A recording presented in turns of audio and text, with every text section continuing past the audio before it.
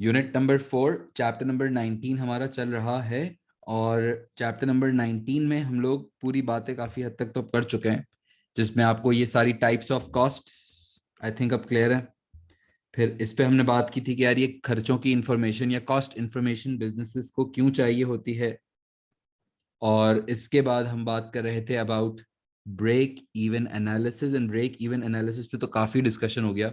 और break even analysis में हम लास्ट क्लास में हमने इसका फॉर्मूला और फिर उसके बाद how to calculate margin of safety, how to calculate profits, हमने इसके ऊपर पूरी बात की।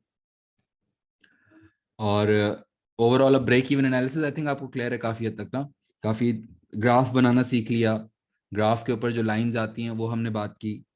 और फिर ब्रेक इवन एनालिसिस, वैसे ओवरऑल अगर हम बात करें तो ब्रेक इवन एनालिसिस का बेसिक कॉन्सेप्ट ये होता है कि a business actually needs to know कि जो जो भी काम कर रहे हैं, जो टी शर्ट्स बेच रहे हैं, फर्नीचर बेच रहे हैं, स्कूल चला रहे हैं, हॉस्पिटल चला रहे हैं, बैंक चला रहे हैं, what ever the business is, आपके जो खर्चे हैं वो खर्चे कवर कब हो रहे हैं या कितना जल्दी कवर हो रहे हैं, उस पॉइंट को या उस एनालिसिस को हम कहते हैं ब्रेक इवन पॉइंट। और जो मेन हमने कल बात एक सीखी थी कल लास्ट क्लास में, कि अगर हम प्राइस बढ़ाते हैं या अगर हम वेरिएबल कॉस्ट चेंज करते हैं तो फिर how how can we improve the break even position. और फिर हमने ये updated break even, updated margin of safety, इसको कैलकुलेट करना सीखा था, है ना। और अगर कोई मुझसे पूछा है कि व्हाट आर द, हेडिंग आप लोग डाल दो, advantages and disadvantages of, advantages and disadvantages of break even analysis, advantages and disadvantages of break even analysis. ये जो जितना भी आप ब्रेक इवन पढ़ रहे थे पिछली कुछ क्लासेस में, उसका उसके क्या एडवांटेजेस होते हैं। Number one, I am just writing down the advantages. फायदे होते हैं ना, क्या फायदा होता है कि you can take decisions more effectively. में भी आपको पता होता है कि यार आपको प्राइस बढ़ानी चाहिए, नहीं बढ़ानी चाहिए। वेरिएबल कॉस्ट अगर हम चेंज करते हैं तो how the profits are going to get impacted. ठीक है, आप बेसिकली सबसे पहला मैं लिखवा रहा हूँ, देखो, it helps the business, it helps the business to make important decisions.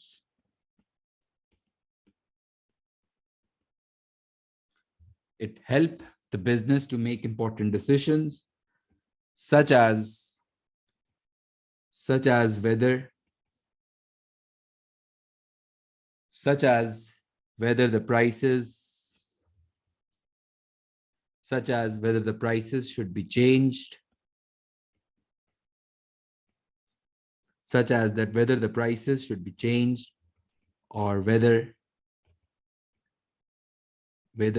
the costs should be minimized. It helps the business to make important decisions, such as whether the prices should be changed or whether the costs should be minimized. यानी कि क्या हमें variable cost control कैसे करनी है, कब करनी है। We can take the decisions by just recalculating the break even. We can recalculate the profits. और फिर मैंने लास्ट क्लास में एक और पॉइंट भी बोला था, याद होगा, कि जब कोई इन्वेस्टर, जब कोई एंटरप्रेन्योर पैसे लगा रहा होता है, इन्वेस्ट कर रहा होता है, तो क्या वो ब्रेक इवन एनालिसिस देखता होगा? क्या वो चेक करता होगा कि यार मैं जो पैसे लगा रहा हूँ तो मैं किस फील्ड में पैसे लगाऊं, कौन से बिजनेस में I can just get a better break even position, है ना। इन्वेस्टमेंट डिसीजंस में भी हेल्प होती है। It helps in investment decisions,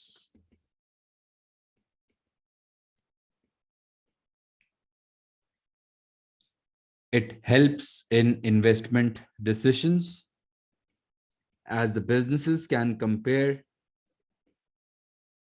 as the businesses can compare the break even as the businesses can compare the break even of different investment options.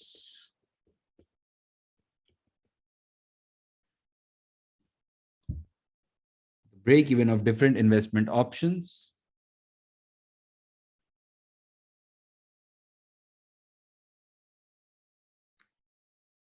to identify the safest and the most profitable option, your most profitable investment. It helps in investment decisions as the businesses can compare the break even of different investment options to identify the safest and the most safety. कैसे analyze करते हैं बताओ? Safety of an investment. How do we analyze that whether an investment is a safe or a risky investment? How do you know? क्या चीज calculate करना पड़ती है?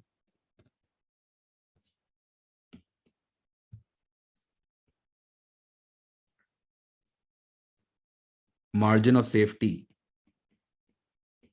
सही है, क्योंकि मार्जिन ऑफ सेफ्टी से यही चेक होता है ना कि यार कितनी सेफ है, कितना रिस्क इन्वॉल्व है, कितनी बड़ी मार्जिन ऑफ सेफ्टी है, कितने यूनिट्स पे हम प्रॉफिट एंजॉय कर सकते हैं.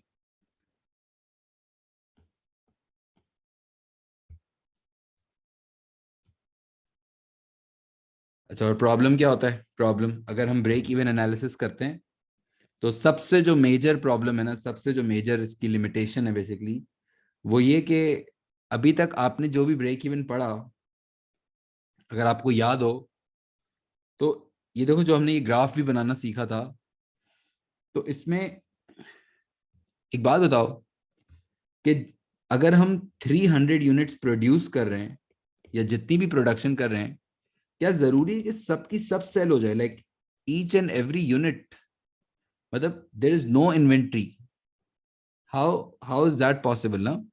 मतलब हम लोग जब ब्रेक इवन एनालिसिस करते हैं ना, तो सबसे एक दो अजम्पशंस होती हैं. जो सबसे जो पहली अजम्पशन, जो एक गलत आई थिंक अजम्पशन है, वो ये कि जितना आप प्रोड्यूस कर रहे हो ना, उतना ही एग्जैक्टली सेल भी कर रहे हो. मतलब भाई, अगर आप 300 यूनिट्स प्रोड्यूस कर रहे हो तो क्या जरूरी है कि आप 300 ही सेल करोगे? क्या 280, 270 कुछ इन्वेंट्री बच जाती है? सो द पॉइंट इज कि सबसे जो इसकी प्रैक्टिकल प्रॉब्लम या लिमिटेशन है ना ब्रेक इवन की, वो ये कि इसमें कोई इन्वेंट्री का कॉन्सेप्ट नहीं है. इसमें कोई इन्वेंट्री होल्डिंग, वेयर हाउसिंग, इस तरह की कोई भी बात नहीं है, जो एक लिमिटेशन है. Basically it's not possible practically. break even analysis assumes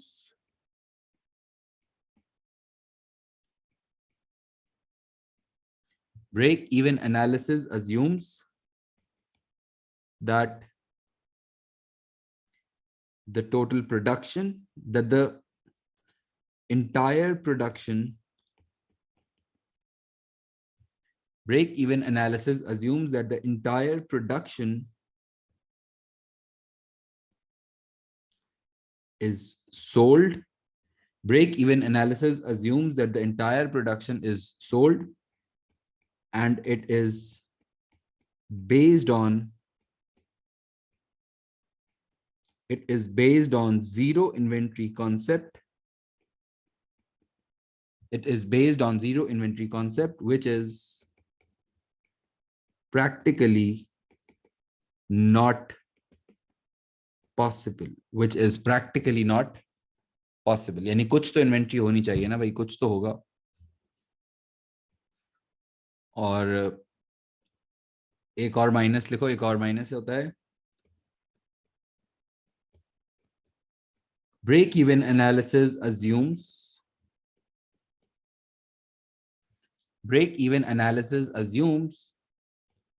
that the selling price, variable cost per unit,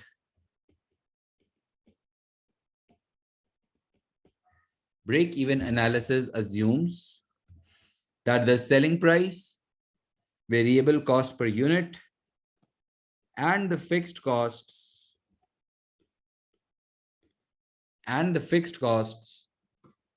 always remain the same. देखो ना, बल्कि चलो लिख लो, फिर समझाता हूं. Break even analysis assumes that the selling price, variable cost per unit, and the fixed costs always remain the same, which is again practically not possible.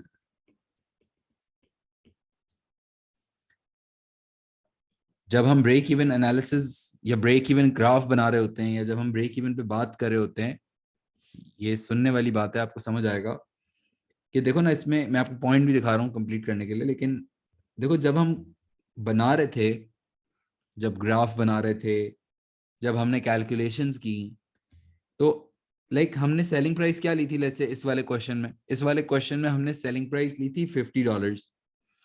तो मतलब थ्रू आउट $50, लाइक हर यूनिट ही आपने, लाइक कभी आपने कोई किसी customer को discount नहीं दिया, कभी आपको प्राइस इंक्रीज नहीं करनी पड़ी, कभी वेरिएबल कॉस्ट में कोई चेंज नहीं आया पर यूनिट, हमेशा आपको सप्लायर ने सेम रेट दिया, कभी कोई मटेरियल जाया नहीं हुआ, कभी सप्लायर ने रेट नहीं बढ़ाए कुछ, मतलब कभी कभी तो भाई कॉस्ट बढ़ जाती है, चेंज हो जाती है। इनफैक्ट फिक्स्ड कॉस्ट भी चेंज होती हैं, आउटपुट के साथ चेंज नहीं होती, चलो, लेकिन कहीं कहीं रेंट, जैसे रेंट भी बढ़ता है विद टाइम, सैलरीज में कुछ चेंजेस आते रहते हैं। यानी कि इतना इजी, ये आपने बोला ये ब्रेक इवन बन गया, इतना इजी स्ट्रेट लाइन नहीं होती है। अगर मैं प्रैक्टिकल बात करूं तो शायद रेवेन्यू की लाइन ऐसी कोई फ्लक्चुएटिंग लाइन होती होगी अजीब सी, क्योंकि प्राइस भी तो इट्स कीप्स ऑन चेंजिंग ना। ठीक है, शायद ना भी चेंज हो, देयर आर बिजनेसेस जो फिक्स प्राइस में होते हैं, लेकिन मेजोरिटी बिजनेसेस को कहीं डिस्काउंट देना पड़ता है, कहीं कोई बल्क में कस्टमर आ जाता है उसको डिस्काउंट देना पड़ता है, सही, तो सेल लगानी पड़ती है, कितनी चीजें हो सकती है ना प्रैक्टिकली। तो खैर, ब्रेक इवन एनालिसिस ऐसी कोई अजम्पशन नहीं लेता, और वो कहता है कि नहीं, सेलिंग प्राइस हमेशा सेम रहेगी, वेरिएबल कॉस्ट पर यूनिट हमेशा सेम रहेगी, और फिक्स्ड कॉस्ट भी सेम ही रहेगी, कभी चेंज नहीं होगी, जो कि अगेन प्रैक्टिकली पॉसिबल नहीं है। इसमें ये चेंजेस आते हैं, और इतना straight line, break even is not just to be easily drawn in the form of straight lines. Getting my point?